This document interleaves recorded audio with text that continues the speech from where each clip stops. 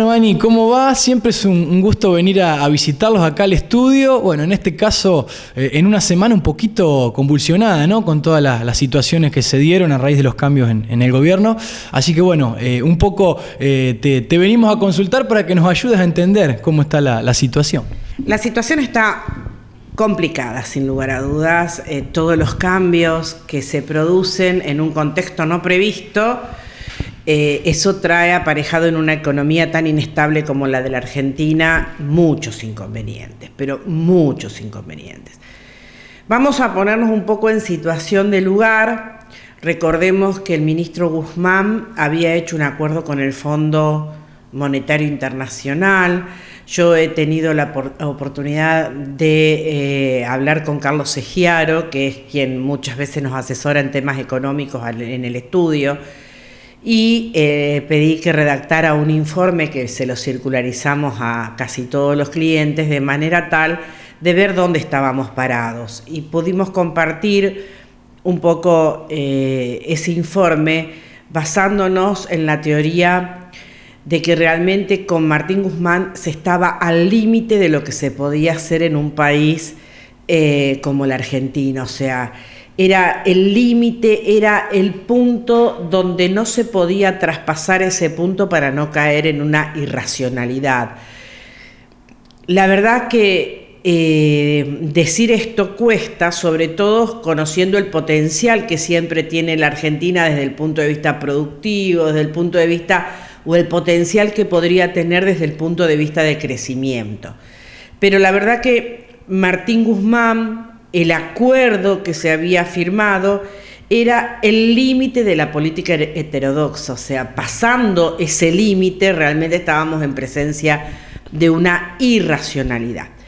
Pero para poder entender esto hay 3 puntos que me parece que son fundamentales, que podamos entender en qué consistió ese acuerdo con el Fondo Monetario Internacional, que muchas veces dicen no sirvió, es una porquería, no es una porquería.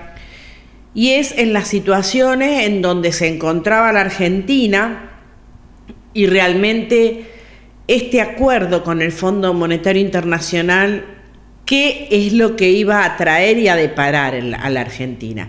Bueno, sin lugar a dudas lo que iba a hacer es que en el segundo semestre de este año se iba a producir un claro enfriamiento de la economía del país, sí o sí, no había opción. La otra cuestión que iba a poner sobre tablas este acuerdo del Fondo Monetario Internacional es el alto índice de inflación que tiene la Argentina. Y ese alto índice de inflación, que a principio de año veníamos diciendo puede ser un 60, un 65%, se puede prever en un 80% ya en esta mitad de año de caras a fin de año. Ahora, nosotros tenemos que recordar cuáles eran las bases que nosotros teníamos del acuerdo que había firmado el gobierno nacional con el Fondo Monetario Internacional. Y sin lugar a dudas eso era medidas a más largo plazo en el sentido que se preveía una estabilidad fiscal hacia 2025, el ritmo de poder disminuir la emisión monetaria que estaba llevando a cabo el gobierno y tratar de ir equilibrando estas cuentas fiscales con una disminución paulatina de la inflación. Ese era el principio del acuerdo. Esto no gustó, evidentemente, causó mucho ruido político y el día sábado el ministro Guzmán dijo, me voy. Y cuando se fue Guzmán, empezó que pasamos un fin de semana, creo, de mucha incertidumbre los argentinos, muy movilizados por esto. En otros países del mundo ni saben quién es el ministro de Economía, pero en este país la economía pega muy fuerte porque no estamos bien, evidentemente. Y viene Batakis. Y Batakis tiene 2 opciones. O sigue con esta política que era el límite de lo racional, es una política económica heterodoxa y es el límite de la racionalidad que se puede permitir o da un portazo también y pone en riesgo el acuerdo con el Fondo Monetario Internacional, pero también puede llegar a cruzar el límite de lo que es la racionalidad técnica. Y ahí estamos en problemas. ¿Por qué? Porque puede crear un desequilibrio económico peor del que estemos, peor de la foto actual que tenemos. Esta situación es complicada. Entonces, cuando hablaba con Carlos Egiaro el otro día y en base al informe que le mandamos a todos y cada uno de los clientes, como para saber dónde estamos ubicados, dónde estamos parados en un momento donde la incertidumbre que hay es muy grande, donde la gente no sabe si hacer una inversión, si no hacerla, si renovar un plazo fijo, no sabe qué hacer la gente. Como otros tantos no saben qué hacer como para llegar a fin de mes. O sea, estamos en un combo explosivo. Y consideramos que hoy Batakis tiene 3 opciones, y no más allá de 3 opciones. Primero, darle una continuidad. La primera opción sería darle continuidad al plan económico que venía sosteniendo Martín Guzmán, respetando el acuerdo con el Fondo Monetario Internacional como se estaba realizando, efectuar algunos retoquecitos mínimos como para decir acá estoy, pero siempre con ella escucha demasiado a los sectores del oficialismo que le están haciendo reclamos, entonces va a tener que hacer algunos retoques sin lugar a dudas en la opción 1. La opción 2 es un sistema mucho más heterodoxo, y acá sí si aplicaría este sistema se perdería un poco la racionalidad técnica que los economistas siempre conservan. Porque ¿qué tendría que hacer en esta opción más radicalizada? Aumentar el gasto público, además de aumentar el gasto público, no aumentar las tarifas, aplicar más controles de precios, cortar el canal de las importaciones, poner más regulaciones dentro del mercado de cambios, y además de eso habría una consecuencia. Y la consecuencia fundamental de esto va a ser la mayor presión impositiva. Entonces, ya en comunicados que hemos escuchado, la verdad que esa es la situación o lo que está pidiendo Cristina Fernández de Kirchner. ¿Y qué piden? Que los impuestos los paguen aquellos que tienen mayor capacidad contributiva. ¿Por qué? Porque realmente lo que se quiere imponer es salarios por decreto, lo que se quiere poner es un salario universal, y esta situación podría poner en riesgo el acuerdo con el Fondo Monetario Internacional, que es la tendencia a un equilibrio fiscal hacia 2025, y esto hará que cada vez el Estado necesite recaudar mayor cantidad de impuestos. ¿Y en quién va a ir a buscar esos impuestos el Estado? En quienes tienen mayor capacidad contributiva, como vinimos mencionando, pero fundamentalmente hay un sector en donde siempre apunta este tipo de Estado y este tipo de política económica, y es el sector agropecuario. Con esto lo que quiero significar es que va a ser un sector muy observado, muy mirado por el AFIP, muy controlado, muy inspeccionado, muy verificado, llámese, porque esta fiesta alguien la tiene que pagar. Y la van a pagar según el criterio propio del oficialismo, quienes tengan esa capacidad contributiva. Y por vieja data, siempre se piensa que uno de los sectores, no digo que va a ser el único, va a ser el sector agropecuario, el cual va a tener que salir a responder para que el Estado Nacional vuelva a tener recursos. Muchos me dicen y muchos me preguntaron, ¿esto implica que el gobierno nacional va a aumentar las retenciones? La verdad que el incremento de cualquier tipo de retención tiene que pasar por el Congreso. O sea, si fuera en un país que hacemos las cosas como se debe, debería pasar por el Congreso cualquier aumento de retenciones. Eso no quiere decir que en un determinado momento no las aumenten. No lo veo factible momentáneamente si no pasa por el Congreso. Pero bueno, hay cosas que me parecen imposibles y después suceden.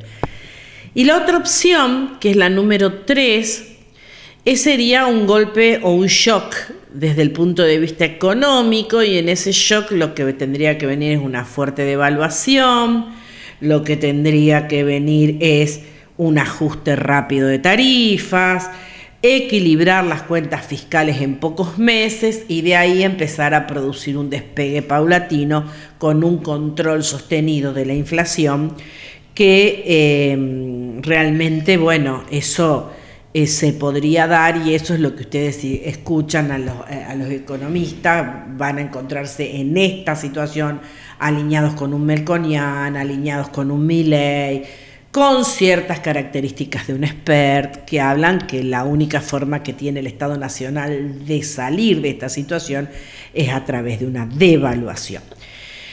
Ahora, veamos el perfil de quienes nos gobiernan y veamos el perfil de la ministra de Economía. Yo no creo que la opción 3 la puedan llevar a cabo. No ellos. Alguien, sin lugar a dudas, en algún momento lo va a tener que hacer. Pero no creo que ellos vayan a hacer una política de devaluación. Quizás me equivoque y la ministra toma cuenta de cómo está la situación y devalúa y dice, bueno, hagamos borrón y cuenta nueva y empecemos de cero. Pero no creo, por las características de la ministra que tenemos y por el partido gobernante, que pueda haber un golpe devaluatorio momentáneamente. Alguien en algún momento, quiero ser clara, esta es mi opinión, alguien lo va a tener que hacer o va a tener que ajustar en algún momento las partidas. No puede ser que tengamos $10 dando vuelta, el dólar turista, el dólar MEP, el dólar cable, el dólar marginal, como le gusta decirle a la ministra de Economía, el dólar oficial, el dólar del sector agropecuario. Una economía es inviable con esta irracionalidad que le han impuesto a la economía. Dicho esto, creo que va a ir por un mix entre la opción 1 y 2, y bueno, y va a tratar de manejarse, me parece, dentro de estos rangos, tratando de que no peligre, si son un poquito racionales, no tendría que peligrar el acuerdo con el Fondo Monetario Internacional, pero bueno, eso yo ya no lo puedo decir. Y creo que la ministra Batakis va a tener un muy acotado margen de acción en esta situación en donde está la Argentina, que está en una situación complicadísima. Pero bueno, también, como digo siempre, que la política mancha la economía, hay que ver también cuáles son las directivas del Frente de Todos, que realmente están bastante separados o enemistados uno con el otro, y bueno, no sé cuáles serán las directivas políticas para que sigan ensuciando la economía. Vamos a vivir momentos bastante de incertidumbres, bastante complejos. Lo que sí estoy súper segura es de sin lugar a dudas, de la gran presión fiscal que vamos a tener este año y el año que viene, y de mucha presión fiscal. Y creo que el sector agropecuario va a ser uno de los sectores que mayor presión fiscal tenga, que bueno, que no deja de ser preocupante, porque siempre el pato de la boda lo termina pagando el sector agropecuario, ¿no es cierto? No me gusta decirlo, pero bueno, es una realidad. Totalmente, bueno, ya, y también veíamos que en la semana decía la ministra que no va a tocar las retenciones. Bueno, ya creo que si arranca con los tapones de punta sería más que complicado, ¿no? El puntapié inicial. Yo creo que sí, que aparte me parece que no puede meterse a tocar algo que sabe que lo tiene que hacer por ley, y sabe que también en el Congreso no tiene demasiado consenso para que esto salga aprobado.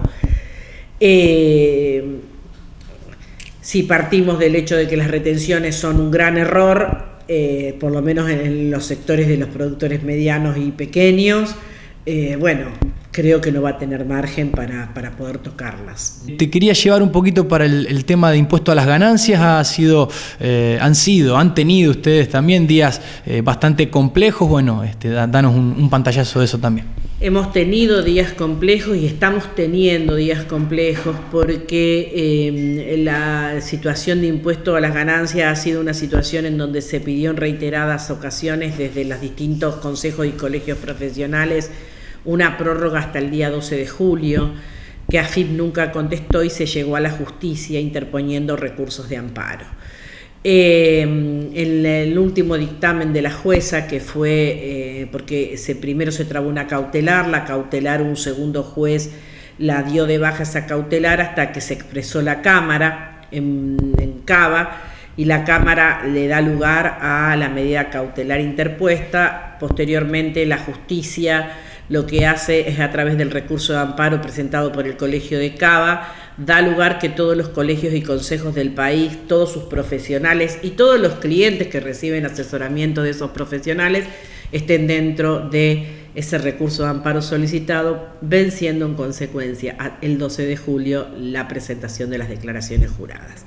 Nos encontramos entre esta mañana, el día lunes a la mañana, con muchos profesionales que están diciendo qué está pasando, en donde se encuentran dentro del sistema de cuentas tributarias que manejamos nosotros los profesionales, los intereses por no haber cumplido con el pago de la obligación, la suspensión de registros de cadenas bovinos y bubalinos y el paso de scoring 2 o 3 dentro de los productores de granos, por la falta de presentación de las declaraciones juradas de impuesto a las ganancias y bienes personales, y esta mañana nos desayunamos con eso, situación que por ley, o sea, por la justicia, estaría suspendida hasta el 12 de julio. Estamos en una situación bastante complicada en el sentido de que no había una no predisposición a la presentación de las declaraciones juradas, lo que no había era tiempo material para poder hacerlo, porque los aplicativos funcionaron a partir del día 12 de junio y esto vencía el 23, 24 y 27 de junio, por eso se pidió una prórroga hasta el 12 de julio. El AFIP, en el descargo que hace, menciona que la jueza y todos los profesionales estábamos poniendo en compromiso la capacidad contributiva de los contribuyentes, pero también la capacidad de recursos del Estado. Y eso es una barbaridad desde todo punto de vista, porque no le estábamos pidiendo que venciera el 14 de septiembre, estábamos pidiendo 12 días de plazo para poder cumplimentar. Hoy nos encontramos con todas las sanciones impropias, que la AFIP le hizo caso omiso a la justicia, no le hizo caso, no le importó, y esto está trayendo problemas aparejados para los productores agropecuarios que quieran liquidar cereal, como para aquellos productores agropecuarios que quieran vender su hacienda bovina y bubalina, en el sentido de que están con problemas dentro de los registros fiscales de operadores. Esto es otra muestra más de la prepotencia de un Estado prepotente, de la existencia de un Estado que no le está haciendo caso a la justicia, porque lo que tendría que haber hecho el AFIP es tomar ese recurso de amparo, darlo por válido, bajar todas las sanciones impropias, que son estas que te estoy diciendo, de la baja del registro fiscal de operadores de grano, baja o cambio de scoring, baja del registro bovinos y bubalinos, está la aplicación de multa, están los intereses, o sea que AFIP dijo, acá no pasó nada y yo sigo haciendo lo que quiero.